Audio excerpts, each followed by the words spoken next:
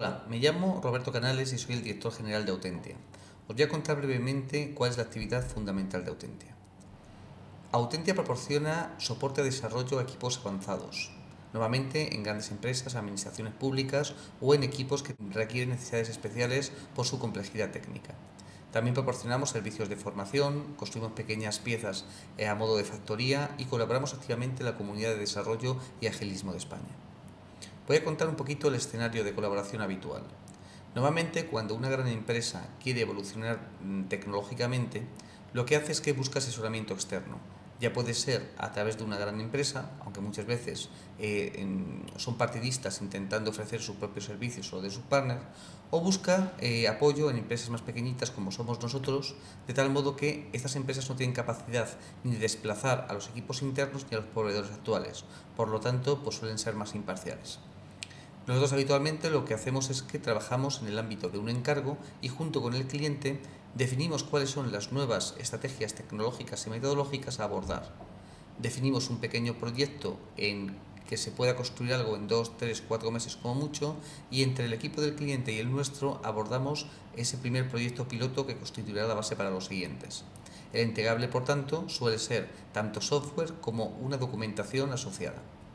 Esta documentación técnica suele incorporarse a las RFPs o peticiones de proyecto para los clientes, de tal modo que esta empresa seguirá trabajando con sus proveedores actuales o hará los desarrollos propios en base a esta nueva especificación. Obviamente parece complicado que si una empresa se ha dedicado mucho tiempo a definir un proyecto y luego lo saca a concurso, normalmente con prisas, que el proveedor tenga un equipo ya formado y acostumbrado a trabajar junto para que interprete correctamente los requisitos tanto funcionales como técnicos y se ponga a trabajar concretamente con esta nueva especificación. Normalmente las grandes empresas no tienen a gente parada tan cualificada, sino que lo que hacen es que buscan en webs de empleo o a través de empresas subcontratadas más pequeñas las personas adecuadas para poder hacer el proyecto y se ponen a trabajar con ello. Por tanto, las garantías de que se entienda perfectamente y que funcione las cosas correctamente no son tan elevadas. Los clientes finales habitualmente nos contratan a nosotros para que hagamos una labor de mentoring, es decir, pagan a una tercera empresa pequeñita como somos nosotros para ayudar a que el proveedor habitual entienda correctamente el proyecto y tecnológicamente lo haga con los niveles de calidad y metodología adecuados. También esta labor la hacemos para los equipos internos, que probablemente hayan trabajado durante años con otras tecnologías y metodologías y les cueste un poquito arrancar. En un proyecto informático es bastante habitual pues el que se tenga que controlar la calidad de lo que se está haciendo. Si lo hacemos al final, pues ya llegamos tarde. Imaginar que tuviéramos compromisos con terceros de fechas, campañas de medios y demás. Si nos damos cuenta al final del proyecto que el nivel de calidad no es el correcto, ya hemos llegado tarde. Lo lógico es hacer auditorías periódicas para revisar que este nivel de calidad es correcto en distintos puntos. Cuanto antes lo hagamos y más periódicamente en distintos proyectos, mayor garantías tendremos de que funcionará correctamente y tendrá esos niveles esperados. En muchos proyectos también lo que hacemos es que una vez que se ha terminado toda la fase de construcción, se requiere pasar a otro equipo que no esté contaminado por la propia ejecución para hacer pruebas de verificación. Autentia ofrece estos servicios. En grandes empresas normalmente tienen equipos de certificación que se encargan de recoger los proyectos antes de pasarlo entre entornos. Lo que pasa ocasionalmente es que se entregan más proyectos de los que se pueden abordar y entonces los niveles de servicio internos que se dan no son los adecuados. Podemos complementar estos equipos de certificación interna. Otra casuística que es bastante habitual y que, si nos olvidamos un poquito de todos los pasos anteriores, suele ser el punto de entrada para trabajar con clientes, es la revisión de sistemas en producción. La mayoría de las veces se ponen sistemas en producción que no tienen ni el rendimiento, ni la escalabilidad, ni la seguridad adecuada. Incluso pues ha habido conflictos entre los proveedores, departamentos internos de arquitectura, de desarrollo, de seguridad y quieren que una pequeña empresa verifique cuál es la causa de los problemas y proponga las soluciones, incluso que ni siquiera llegue a implementarlo, pero que no esté contaminada por la historia del proyecto.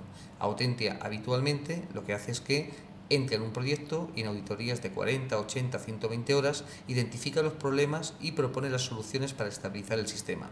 Cómo con el menor número de cambios se puede hacer que el sistema sea un poquito mejor.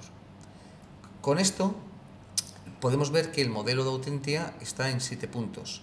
definición de frameworks corporativos, transferencia de conocimiento en nuevas arquitecturas a nuevos equipos que trabajen en un proveedor, soporte al arranque del proyecto de ese proveedor, auditorías preventivas de la calidad del proyecto periódicamente, revisión previa a la certificación de proyectos, extensión ocasional de la capacidad de los equipos de calidad e identificación de los problemas en producción. Nosotros decimos, como construimos piezas también a modo de factoría, que para trabajar bien hay que trabajar a varios niveles. El primer nivel sería la gestión de configuración, cómo se trabaja y se gestiona el código. El segundo nivel serían metodologías, que nosotros hemos elegido desde ya hace años la aproximación ágil. Y el tercero y último son los frameworks y arquitecturas. Todos los desarrollos tienen que ir incidiendo poco a poco en tener unas piezas comunes. Estas arquitecturas son normalmente una restricción para no tener demasiadas cosas distintas que tener que operar en los sistemas. Nosotros decimos que al hablar de gestión de configuración lo más importante es trabajar con un repositorio de código. Podemos trabajar con repositorios como CVS, Subversion, Git, que equivaldrían a distintos niveles de evolución, y aunque trabajase un desarrollador solo en un sistema, debería trabajarse con estos sistemas. Esto nos da la garantía de saber qué código tenemos y las modificaciones que ha sufrido de un día para otro. También es importante el definir el ciclo de vida de los proyectos.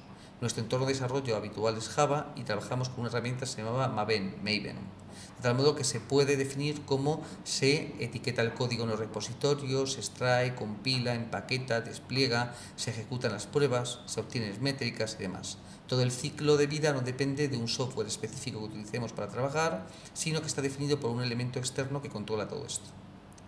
Igual de importante es trabajar con una red de seguridad, es decir, el tener garantías de que a medida que vamos desarrollando código no vamos rompiendo otro código que ya existe. Para eso el método de trabajo elegido se denomina TDD, Test Driven Development. Cuando uno trabaja con TDD, lo primero que hace es que define un escenario y define la prueba que garantice que ese escenario funciona correctamente. Pongamos que queremos extraer la hora de la base de datos y verificar que es correcta. Lo primero que se haría sería, utilizando un framework de pruebas, definir una clase de prueba y un método. De tal modo que, claro, cuando llamásemos a los métodos que deberían devolvernos la fecha y la hora de la base de datos, estos todavía no existen. Por lo tanto, lo que sucederá es que dará un error. Esto es lo que se dice que un test está en rojo, es decir, que está construido el test, pero no está construido el código adecuado. Por tanto, el código de pruebas es el que demanda el código de negocio, el código funcional. En ese momento se escribe la clase de negocio, el método adecuado, que es el que será invocado desde el framework de pruebas. En ese momento el test estará en verde. Posteriormente, lo que habrá que hacer es, una vez construido el código, es buscar zonas similares de código que hagan la misma función y de este modo intentar refactorizarlos o unificarlos. Cuanto menos código tenga una aplicación, será más fácil mantenerlo. Una de las cosas que también se hace dentro de este entorno de gestión de configuración es utilizar el concepto de integración continua. Esto consiste en que cada vez que un desarrollador suba código, haya una herramienta que detecte que se ha cambiado la funcionalidad, lo que haga es que extraiga el código, lo compile, lo empaquete, lance las pruebas y obtenga métricas, de tal modo que sepamos si realmente se ha roto lo que ya funcionaba o no. Estas herramientas también te proporcionan métricas y las más importantes son de complejidad ciclomática, de cantidad de código duplicado dentro de tu aplicación y de ruptura de reglas básicas y comunes a todos los proyectos. Un elemento fundamental también a medir es el porcentaje de cobertura de código, es decir, qué porcentaje de código o de distintas bifurcaciones del mismo cubren las pruebas automáticas que hemos generado. Cuando se desarrolla un proyecto, igual que ya tenemos una buena base, como puede ser la gestión de la configuración, necesitamos un marco metodológico. Scrum es un buen marco para hacer nuevos proyectos, de tal modo que su dinámica es bastante sencilla. Lo primero que se hace es hablar con un cliente en una fase de inception, o lo que se debe denominar un sprint cero, para determinar el producto o las funcionalidades que tiene. Esto se suele hacer en base a lo que se denominan historias. Estas historias son escenarios desde el punto de vista del usuario final de la aplicación. Una vez que hemos definido estas historias, lo que se hacen es que se priorizan por valor a negocio. Va a ser prácticamente imposible que todo se pueda hacer en una primera fase. Por lo tanto, si el cliente te determina qué es lo más importante y la secuencialidad que tienen las aplicaciones, será más fácil que hagamos lo más importante primero. Posteriormente, también es muy interesante estimar las historias y la complejidad que tienen. esta estimación se hace relativa, viendo cuáles son las historias más sencillas, cuáles son las más complicadas y dejando puntos intermedios para determinar el coste de un proyecto. De este modo, cuando trabajamos durante mucho tiempo con esta dinámica, somos capaces de determinar la correlación que hay entre estos puntos conceptuales de complejidad y el tiempo real que nos lleva dentro de un proyecto, sobre todo cuando has seguido el mismo método durante mucho tiempo y vas obteniendo métricas fiables.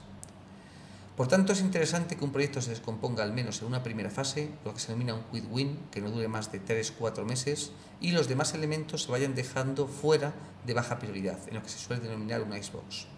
Posteriormente se comienza con la dinámica de la metodología Scrum. Lo que se hace es que se trabaja en ciclos cortos, normalmente cuando hay un equipo experimentado, pues se hacen de 2 semanas, se trasladan de lo que es el Product Backlog o el conjunto de las historias de producto al Sprint Backlog o el conjunto de historias que vamos a trabajar en un ciclo corto de 2 semanas y el equipo ya se pone a seguir las dinámicas. Normalmente lo que se hace es que se define correctamente las historias con el cliente, el lunes al empezar ese ciclo de 2 semanas y el equipo se pone a trabajar. Diariamente hay una reunión a las 11 de la mañana para determinar el pulso, qué es lo que se hizo, qué es lo que se va a hacer y cuáles son los impedimentos que encontramos. El hecho de trabajar con estas dinámicas proporciona muchas ventajas. Una de ellas es que en este ciclo tan corto, cada 2 semanas, se pueden hacer demostraciones a los clientes de la funcionalidad completa y que la vaya validando. Por lo tanto, la desviación de expectativas que se va produciendo suele ser baja. Como las labores que hemos realizado son numéricas, trabajamos con historias identificadas y con estimaciones relativas, podemos ir viendo cuál es la evolución numérica que tiene nuestro proyecto y ir obteniendo gráficas respecto a las dinámicas normales que podríamos obtener. Una vez que tenemos ya definida la base de configuración y las metodologías, también es muy importante trabajar con arquitecturas o frameworks. Todos los desarrollos al final tienen que confluir en una misma tecnología. Si no lo hiciéramos así, tendríamos, como se suele decir en los CPDs, setas o cantidad de entornos muy especializados que no sabríamos cómo mantener y cómo organizar en el futuro. Estos frameworks tienen normalmente muchas partes. En el desarrollo en el mundo Java trabajamos normalmente con un conjunto de piezas que yo voy a enumerar, pero pueden ser otras alternativas a las mismas. Lo primero fundamental es un framework de versión de control. Normalmente utilizamos Spring, que te permite definir los objetos, las funcionalidades y demás de un modo declarativo.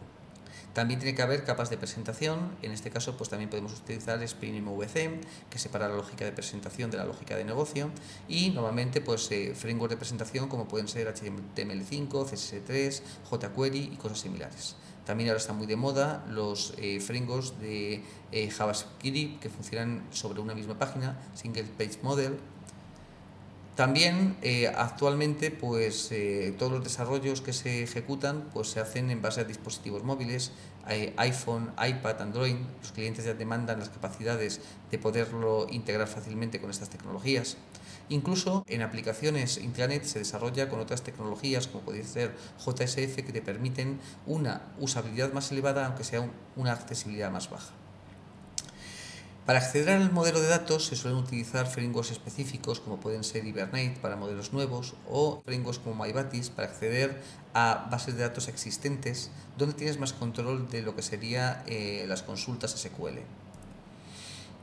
También todos los proyectos tienen normalmente integraciones y se suelen utilizar herramientas ETL como puede ser Talent, buses como SB, como puede ser Mule o como pueden ser Fuse o alguna cosa similar.